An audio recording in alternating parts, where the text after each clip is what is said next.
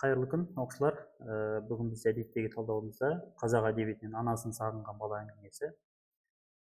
Шығармамыз көлемі жағынан шағын. Алдымен тест талдамастан бұрын композициялық талдауын жасап өтейік. Кім бар, кім жоқ, не бар, не жоқ екенін еске салайық.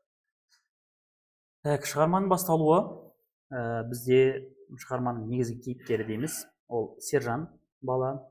Сол сержанның атасы Балмағамбеттің інісі Исмағамбеттің 4 жылдан кейінгі ауылға қайта келуімен басталады.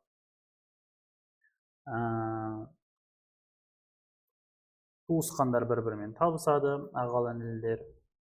Бұл жерде сержанның да осы күнге ерекше дайындығы бар екені байқалады. Ол Исмағамбет пен сержанның арасындағы диалог барысында көрінеді. Одан кейін шығарманың байланысы дейміз. Бұл жалпы негізгі оқиғаның арқауы болған жағдайға байланыс бізде былай жасалады. Осы Исмағамбет келген бойда бір баланың ерекшеленетінін байқайды. Өзімен өзі ойнап отырады. Сөйтіп, ол баланың жанына барып әңгіме тартады. Баланың да әңгімешіл, ерекше ақкөңіл екенін байқайды. Яғни бұл екі кейіпкердің танысуы, әңгімелесуі, білісуі, бір-бірінің әсіресе баланың сырын, қалауын білуі деген секілді осы арқылы шығармамыз байланысын табады. Және осы тұста бағанағы сержанның ерекше дайындығы бар екен дейтінім, басында иіскеп көрші дейді ғой. Жақсы иіс шығып тұрма, шампуньмен жуған еді ғой, әдем-әдем киімдерімді кигізді деген секілді. Осы күнге ерекше әжесінің дайындағанын айтады. Мейіргүлдің. Одан кейін бағана шығарманың байланысында Исмағамбет жалпы баланың кім екенін, яғни оның жиені, Балмағамбеттің жиені екенін біледі. Ажырасып кеткен қызбен күйеу баласының баласы екенін біледі. Одан кейін оның мұңын біледі осы әңгіме барысында. Сосын шығарманың дамуы дейміз. Дамуына мына нәрсені аламыз, ол баламен, яғни сержанмен осы Исмағамбет шалдың арасындағы қарым-қатынастың нығаюы. Баланың Исмағамбетке бауыр баса түсуі, және осы бауыр баса түскен сайын оның үмітінің үлкеюі дейміз. Бұл шығарманың дамуы болады. Осы тұста ауылдағы дүкенге апарып балмұздақ алып береді. Балмұздақ алып берген сәтіндегі диалог бар. Яғни қай атаң жақсы дегенге Аязбай атам жақсы, одан кейін сен жақсы көремін деген секілді, не үшін дегенде балмұздақ алып берді деген секілді. Және ата-әжесінің жағдайын айта түседі. Яғни моншаға баратын ақшасы жоқ, сол үшін үйде жуынады деген секілді. Одан кейін Аязбай атасы келіп балмұздақ алып берем деп уәде еткен, ол уәдесін орындау үшін Балмағамбеттен қарыз алып, сол ақшаға балмұздақ алып берген деген секілді. Бұл да бағанағы уәде мәселесіне келіп тіреледі. Сөйтіп, әңгіме барысында не дейді? Сержан қалаға барғысы келетінін айтады. Не үшін? Себебі қалада анасы бар, сол анасымен көріскісі келеді. Ал оның, сержанның, яғни анасына деген сағынышы қалай байқалады? Ол мама деген әнін айтады қайта-қайта. Одан кейін анасы сыйлаған киімдерді сақтайды. Осы киімдерді киіп, анама барғым келеді деген секілді өзінің ерекше сағынышын білдіреді. Шығарманың шиеленісі. Шығарманың шиеленісінде жалпы Исмағамбет уәде береді балаға. Мен сені қалаға алып кетемін өзіммен бірге, анаңмен табыстырам дейді. Сөйтіп бала енді балмұздақ алып берді, әңгімеге тартты, бауыр басты.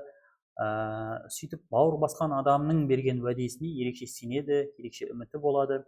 Сөйтіп ол киімдерін дайындайды, қатты барғысы келеді. Бірақ сондай күндердің бірінде Есмағамбет Балмағамбеттермен сөйлеседі ғой. Мен баланы алып кетсем, ата анасымен табыстырсам, оның ерекше сағынышы бар екен, сағыныштарын бассын деген секілді өзінің ойын білдіреді. Сол кезде Балмағамбет пен Мейіркүл дастархан басында бұл пікірге қарсы шығады, бұл ойға қарсы шығады. Неліктен екен қазір тест барысында айтып өтеміз, ма? Сөйтіп, шығарманың шарықтау шегі ол Есмағамбеттің осы сержансыз жолға шығуы және үмітті ақталмаған баланың қалып кетуі дейміз ауылда.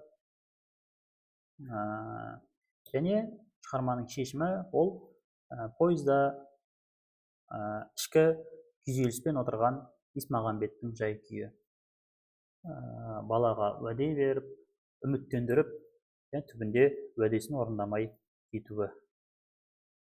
Ендеше тест сұрақтарына көшейік. Тынбай Нұрмағамбетовтің Алматыға барудың аңсаған сержанның арманын арқау еткен әңгімесі бұл бағанағы композициялық талдау жасаған анасын сағынған бала шығармасы. Анасын сағынған бала әңгімесінде қаладан келген қонақ кім? Бұл бағана 4 жылдан кейін бар келген атасының інісі Есмағамбет. Күміскүл деген бұл оның, яғни сержанның анасы болса, Балмағамбет бізде нағашы атасы болады, яғни Күміскүлдің әкесі. Аязбай деген бұл бағана баламызда қалып берген атасы, диалогта айтылатын келесі. Сенсің ғой сен ең дана, мәңгі дос сен ғана деп әндететін Тынбай Нұрмағамбетовтың кейіпкері дейміз. Бұл бізде сержан, негізгі кейіпкер. Осы әнді айту арқылы және де бағана киімдерін еске алу арқылы анасы берген оның анасына деген сағынышын байқаймыз. Әңгіме ішіндегі анасын сағынған бала әңгімесіндегі сержанның Алматыға барғысы келу себебі не дедік? Бұл қаладағы анасына деген сағынышы. Қаладағы анасына деген сағынышы. Анасын сағынған бала әңгімесінде Есмағамбетке қатты әсер еткен жағдай не болды? Аға жеңгесінің, яғни Балмағамбет пен Мейіркүлдің сержанға деген қарым-қатынасы ма? Баласын ауылда қалдырған ананың қаттылығы ма? Талай жылдан кейінгі туған ауыл ыстық көрінісі ме? Кішкентай сержанның анасына деген сағынышы ма? Әңгіме барысында, яғни ең басындағы сержан мен Есмағамбеттің арасында әңгімеде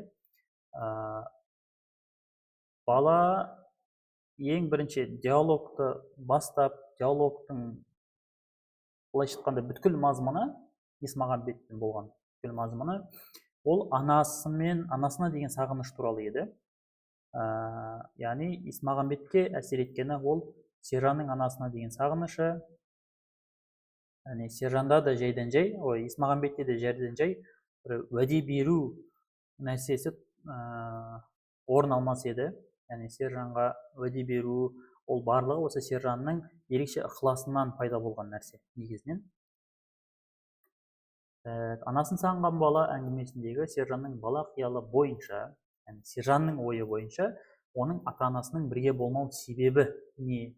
Яғни диалог барысында Есмағамбет пен сержан арасында сол кезде сержан мына нәрсені айтады. Алматы базарында олар бір-бірінен адасып қалған дейді. Сержан осылай түсінеді екен ата-анасының бірге болмауын. Ал неге Алматы базарында? Себебі Күміскүл анасы оқымаған еді. Сөйтіп бір жігітке оқымастан тұрмысқа шығып кетеді. Сөйтіп қарапайым жұмысшы болады базарда, Алматы базарында. Содан Алматы базар деген түсінік қалған, яғни базарда бір-біріне адасып қалған дейді. Келесі, анасын сағынған бала әңгімесіндегі Есмағамбеттің сержанды Алматыға әкетпеуінің себебі, бағана айттық, ол сержанның ағасы мен жеңгесінің қарсылығы,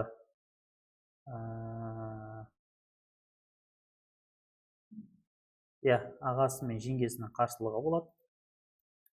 Есмағамбеттің ағасы мен жеңгесі, Балмағамбет Есмағамбеттің ағасы болса, Мейіркүл жеңгесі болады. Осы аға жеңгесінің қарсылығы болады. Есмағамбеттің жолға шығар алдында сержанға берген уәдесін орындай алмауының негізгі себебі, ол бағана Балмағамбет пен Мейіркүлдің баланың алып кетуге үзілді-кесілді қарсылық білдіруі дедік. Екеуі бір сұрақ, бірақ құрылымы екі түрлі. Біреуі Есмағамбеттің аға жеңгесі дейді, біреуі Балмағамбет пен Мейіркүл дейді. Бірақ сұрақ мазмұнында бірдей. Келесі, Алматыға алып кетуге байланысты ұсыныс жасаған кезде Балмағамбет және Мейіркүл не себепті қарсы болады? Бала анасының қасында болып, оның күнделікті жұмыс істеуіне көп кедергі келтіреді деп қауіптенді ме? Баланың денсаулығы нашар болғандықтан ұзақ жолға шығуға әлі де ертерек деп шешім қабылдады ма? Пойызға билет табылмағандықтан баланы қалаға жеткізу мүмкін болмайды деп қате ойлады ма? Және Есмағамбетке толықтай сенім артпай, баланы үлкен қалада жоғалтып алудан қорқып рұқсат бермеді ме дейді. Дұрыс жауабы бізде А болады. Неге? Өйткені оларды айттық бағана, қарапайым жұмысшы дедік. Олардың күнделікті тұрмысы қиын еді. Яғни күн көру үшін оларға жұмыс істеу керек. Жұмыс істеу үшін уақыт керек. Яғни қанша уақыт көп жұмыс істесе, соншалықты табыс табады деген секілді.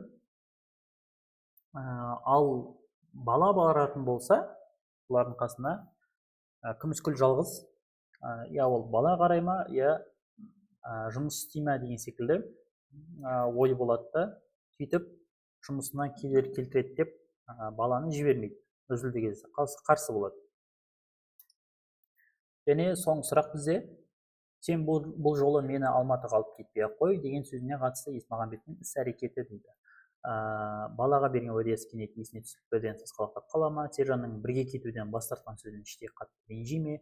Келесі келгенде міндетті түрде алып кететінін айтып оны жұбата ма? Анасымен бірге қалаға қонаққа келуін сұрап арнайы тапсырма бере ме? Бұл қай жағдайда орын алады? Бұл бағана шарықтау шегінде Есмағамбет қалаға дайындалып жатқан кезде сержан келеді. Ол іштей түсінеді, Есмағамбет сержанды қалаға алып кете алмайтынын, және іштей көнеді оған сержан. Бірақ көне тұра не істейді? Берген уәдесі бар ғой, және сол уәдеге қатты үміттенді. Сөйтіп үміті жоққа шыққаннан кейін Есмағамбетке де барып айтады: сен мені алып кетпей-ақ қой дейді. Осы кезде Есмағамбет уәде есіне түседі, онсыз да ұмытпаған еді. Сөйтіп сасқалақтап қалады сержанның алдында, не дерін білмей. Сөйтіп жолға шығады. Жолға шыққан кезде сержанның үнсіз көзқарасы есінде қалып кетеді. Сөйтіп үміті ақталмаған кейіпкер және қатты үміттендіріп уәдесінде тұрмаған кейіпкердің ішкі жағдайымен әңгіме аяқталады.